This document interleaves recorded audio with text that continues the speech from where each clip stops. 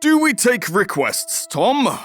Indeed we do! So, a lovely chap, at least we think they're a chap due to their name, MrBushido, asked very politely if we could do a video about Littlefinger and what the realm would look like if he became king and what sort of ruler would he be. Now, this is not to be confused with our usual how this faction could have won vids you guys ask for all the time, and Littlefinger will get one of those when we tackle the hard mode challenges. But more a case of how would the realm look if Littlefinger sat, or more realistically was the voice behind the throne. If you like the idea, let us know, maybe we could do one for Rob and Stannis and so forth. Milk, milk, milk, Tom! Anyway, don't forget to like and subscribe, got to please that algorithm, and if you want to reach us a bit more directly, here's the Discord link. Load in those clips, Tom, let's go! So, let's start with Littlefinger as a character and how that might influence his rule. Now, we say he would be the voice behind the throne because Littlefinger doesn't seem to be looking to put his butt in that chair personally. He's grabbing power where he can, but it's mainly by proxy with puppets he can manipulate. If he is looking to sit the chair, well, then the dude just needs a coat that lets him hug himself, because no matter how well he schemes and plots and so forth, with the current feudal system in place, he just hasn't got a prayer, due to his low birth and the traditions of old. It's more realistic that he would have yet another puppet on the throne, at least until he facilitates societal change, but more on that later.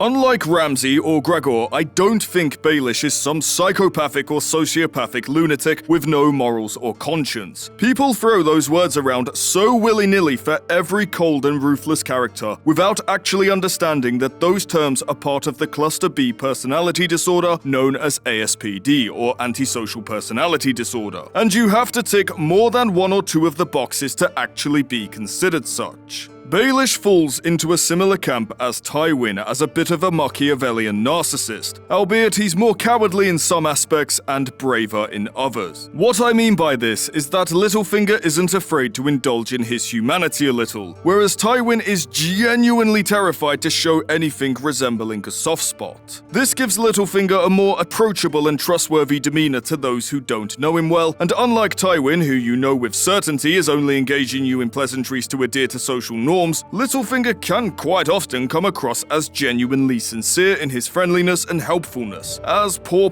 Ned had to find out the hard way. Vice versa, Tywin will flaunt his ruthlessness, and even in situations where he wants plausible deniability, is quite happy for people to know it was him in the form of rumors. Whereas Littlefinger likes to buy silence in its totality and keep his name away from the stain of barbarism and ruthlessness, even in the form of rumors. He likes to maintain as squeaky clean an image as can be accomplished by a player of the game, which isn't saying much, but still, he at least tries to come across as a good guy to those he wants to manipulate. The core trait to consider with Littlefinger as a ruler, much like Tywin, is pragmatism. I have no doubt he understands emotions like empathy, and we know he feels emotions like love because he was willing to risk his life for Cat in a duel, but is able to push past them in order to accomplish his objectives. As a ruler, and much like Tywin, he wouldn't harm his subjects for sadistic fun, especially if they can be useful, but he wouldn't hesitate if they were in his way or it serves a valuable purpose. Another important trait with Littlefinger is his greed/ambition. As best we can tell, he seems to want more no matter what he gains. This will likely carry through into his leadership as king/king by proxy. The neighboring realms to Westeros will need to be looking over their shoulder if Littlefinger is in charge, that's for sure. The final important trait to Littlefinger's character is how slimy he really is. By this I mean he's very much a sly manipulator who deflects blame for the consequences of his actions onto scapegoats rather than taking credit like Tywin will do even in the form of rumors. This is a double-edged sword. Providing word of his involvement in anything seedy is kept hush, and he walks the line between benevolence and ruthlessness, he would likely be a well-respected and loved ruler in the public eye, rather than straight-up feared as someone like Tywin or Roose Bolton is. Of course, the trade-off is that very smart and observant people can often see through such guises, a good in-story example being our favorite little Lannister. And if they feel so inclined, they might make moves to undermine this image. It's a fine line for any ruler to walk. But all things considered, I think the key aspect of Littlefinger's personality influencing his rule is without a doubt pragmatism. He'll do what he has to get what he wants. No more, no less. And now let's have a look at what this bastard might actually want. Theories! So many theories and speculations. Well, might as well try and make some sense of them. It's important to note that while he's climbing the ladder, and yes, I know that's a show-only quote before you start, it's still apt for both versions, we fans don't know, and at this point, I'm not even sure George knows what's actually at the top of it. Littlefinger is amassing power in all its forms, that much is very clear. But apart from the obvious motivator of power and status for the sake of power and status, it's not perfectly clear as to why. It ranges from petty revenge on the three noble houses of Stark, Tully, and Arryn, who he perceives have wronged him, to becoming the Lord of Harrenhal and breaking the curse, to replacing the current nobility with nobility of his choice, all the way to full-blown revolution of destroying the political power of nobility and blood status, and replacing it with a new system that isn't dependent on your house name, with only one solid goal persisting through all these vastly different theories, that being that he wants to smash Sansa,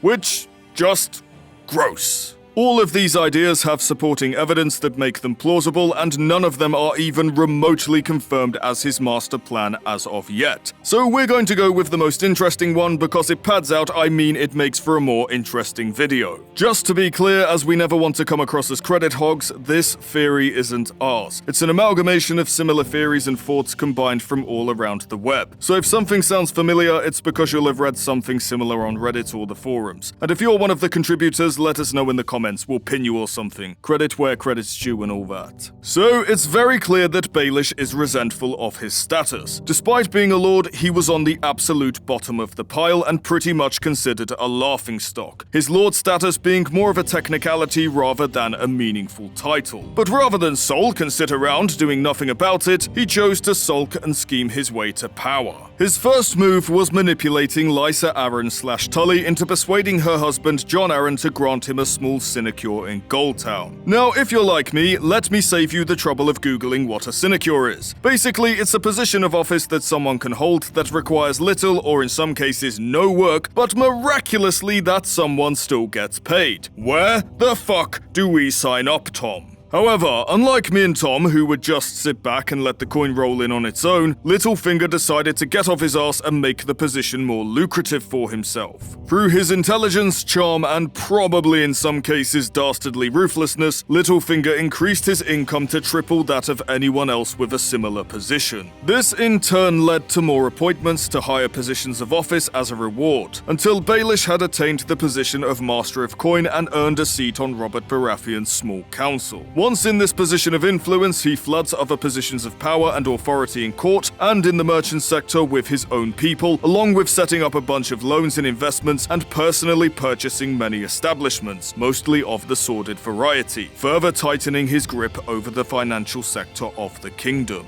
Tom has also pointed out in my notes that it's quite interesting how Littlefinger invests in ventures that provide repeatable sought-after services that are relatively unaffected by war, agriculture, and the economy. He's clearly got a preference for sustainable business models which could definitely transfer over into his rulership. Which, yeah, pretty good point in fairness that, Tom. Call Littlefinger whatever nasty names you like, but you cannot deny the guy is a true embodiment of entrepreneurial spirit and capitalist values. And it's these values that lead into what he might actually want. Many fans believe that Littlefinger's goal is to uproot the feudal system of bickering houses that relies on whose blood runs through whose veins, and over time replace it with a kind of capitalist meritocracy hybrid of sorts, where those with talent, drive, and ambition can climb high regardless of their social or class standing, and where money holds more value than status and title. All of this, of course, with himself in charge, or in charge of the puppet who's in charge. I should note, however, that while the theorists believe Littlefinger wants a balance of these two systems, meritocracy and capitalism cannot exist together in perfect harmony. One system does eventually have to take priority over the other, and with Littlefinger's stakes in business and his immense personal wealth, I think we all know which one will win out. Now, I have to say, I kind of think these fans have the right of it. Littlefinger was scorned for his low status and unable to marry the woman he loved because of it. It would only make sense that he would view the current system of nobility as unfair and unjust, providing him with the motivation to force change on the system to one where someone like him can level the playing field through their actions and wealth rather than the standing they are born with. Now, this is actually not a completely unheard of idea, a prominent historical example being the fall of the samurai in feudal Japan, where nobility, birthright, and honor became overshadowed by the wealth of the merchant class and the advancement of warfare technology and military doctrine. Littlefinger certainly has the merchant elements down. Not sure about the military stuff though, but hey, it's a fantasy series and we're still missing 2 books, so there might be some answers in the future, or a parallel dimension where the author doesn't get sidetracked, George! Maybe that is the plan, amass power through what he perceives to be weak-minded proxies like Robin, Sansa, and Tommen, which is a great motivator for why he wanted Tommen instead of Joffrey on the throne, and slowly but surely erode the power of the nobility and monarchy while transferring that power piecemeal over to himself like some medieval Darth Sidious, along with empowering the merchant class as a whole until he has total control. Again, I can definitely dig this idea, and once again, it's not without historical precedent in our world. There has been many a ruler who has been undermined and manipulated to serve the agenda of their quote-unquote trusted advisors. Having a proxy also keeps the target off Peter's back and absolves him of blame when big mistakes are made, which we all know is something he's quite keen on. So if we take this to be Littlefinger's actual endgame, what does the realm look like with Littlefinger in charge? Well, the realm of Westeros has a couple of checkpoints to clear if this comes to pass. The first gate to pass is entirely dependent on how aggressively Littlefinger instigates his changes, and whether or not he maintains the illusion of the more traditional feudal system via his proxy rulers, at least until he has total control. If he pulls power from the traditional nobility too sharply, or in a very obvious manner, the more astute and intelligent members of the nobility won't just lay down and accept their new position on the lower half of the ladder without a fight. And there will likely be no negotiation because Littlefinger is basically snuffing out their way of life. The knights and minor houses of these lords will also have a vested interest in seeing Littlefinger's changes reversed before it's too late, as they also benefit from the previous system.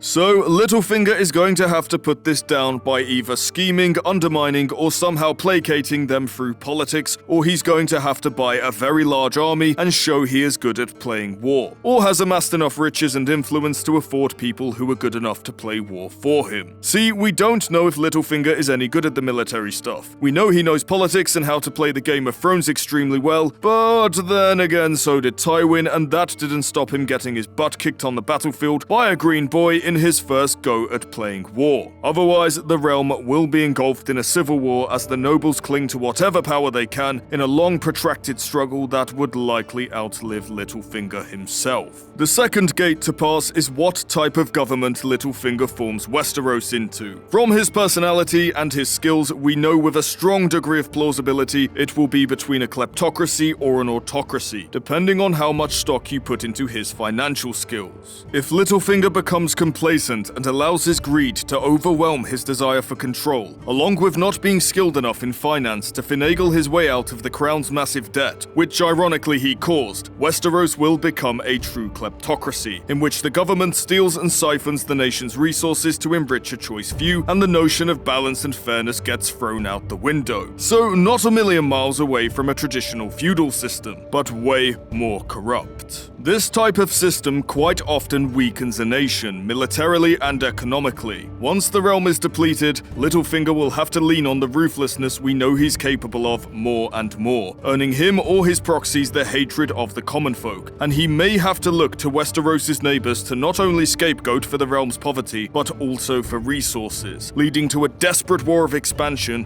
But with a subpar and cheaply equipped military, the campaign is likely to hit snags along the way, and could turn Westeros into a failed state ripe for the taking by a certain Dragon Queen. Stealing from your own people is a surefire way to get Dragon Lady welcomed with open arms, even without the threat of the fire-breathing lizards. The other way this could swing is Littlefinger actually being able to put his money where his mouth is when it comes to finances and achieve something resembling balance within his new system, taking the realm down a more autocratic route in which he still retains total power via his proxy rulers, but actually uses his influence to better the strength of the realm and applying a more capitalist approach to the distribution of wealth, or at least, redistributing some of it, which while not exactly totally fair, is still a damn sight better than a kleptocracy kleptocratic system. If this is the route he takes, then Westeros would become quite a prosperous nation, and Littlefinger and his proxies are likely to be viewed as pretty benevolent and just rulers. With the merchants and bureaucrats in control of the economy, Westeros may actually get stronger than it did with the old system. Technology may progress, quality of life may improve for everyone, and Littlefinger may be able to eventually unite the realm under one single banner, with the power and resources to build 7 hells of a military force. Of course, with his level of ambition in what he wants, which to remind you is